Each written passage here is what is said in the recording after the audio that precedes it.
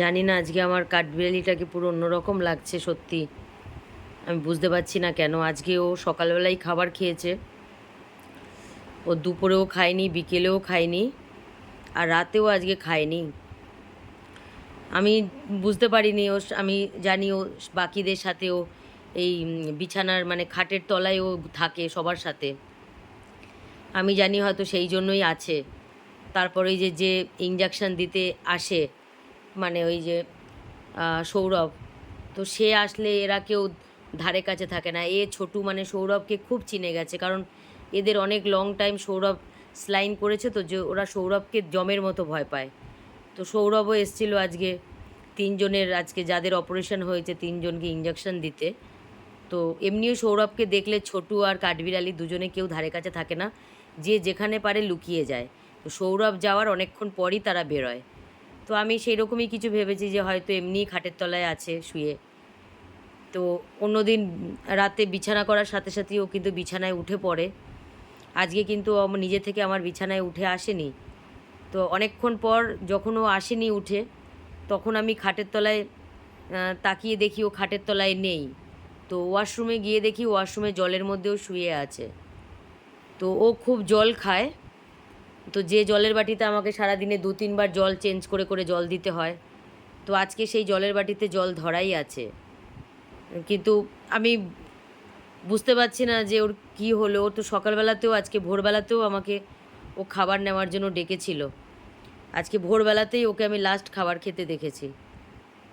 তো হঠাৎ করে ও দেখছি এরকম নিস্তেজ হয়ে আছে কেন, আমি বুঝতে পারছি না। সত্যি আমার মানে আমার মাথায় কাজ করছে না। তো আমি ঠিক করেছি আমি কালকে সকালবেলায় আজকে রাতটা কোনো রকমে কাটুক। তো জানি না ওর ঠান্ডা লেগেছে কি না, কারণ ওর হাতগুলো খুব ঠান্ডা লাগছে। চাদর তাই জন্য গায়ে দিয়ে দিয়েছি। জানি না ঠান্ডা লেগেছে কি না, খাটের তলায় শুয়ে শুয়ে, আর প্রচুর জল খায় তো জানি না আমি। কিন্তু সত্যি ওকে নিয়ে আমার সত্যি ভয় লাগছে, কারণ ও তো মানে নর্মালদের মতন ও তো অতটা সুস্থ না, আর ওর শরীর খুব কমজোর। ওর সুস্থ না, ওর মনের জোরেই ও আজ বেঁচে আছে। তো জানি না কি হয়েছে। তোকে আমি কালকে সকালবেলাতেই আমি মানে হসপিটালে নিয়ে যাব, কারণ ডাক্তারের চেম্বারে যেতে গেলে আমাকে পুরো বিকেল পর্যন্ত মানে সন্ধে পর্যন্ত অপেক্ষা করতে হবে। কারণ ডাক্তার এখানে বারাসাত হসপিটালে বসে, সরকারি হাসপাতাল, সেখানে বসে। তো আমি সেখানে না যেতে চাই না, কারণ হসপিটালে প্রচুর এইসব মানে অসুস্থ পেশেন্ট থাকে, যে প্যানলিকোফিনিয়ার, তো ওটা তো ভাইরাসের। তো আমি হসপিটালে যেতে চাইছিলাম না। কিন্তু প্রাইভেটে যদি দেখাতে যাই ওই একই ডাক্তারকে, তো সেই ডাক্তার সন্ধেবেলায় বসে মধ্যম গ্রামে। তো অনেকটা মনে হচ্ছে দেরি হয়ে যাবে, অনেকটা দেরি হয়ে যাবে।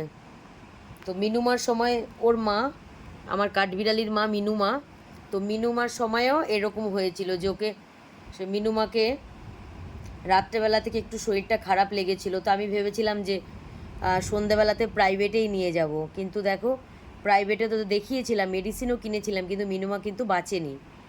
তো আমার কিন্তু কাঠবিড়ালিকে নিয়ে আমার সত্যি খুব টেনশন হচ্ছে, ভয় হচ্ছে।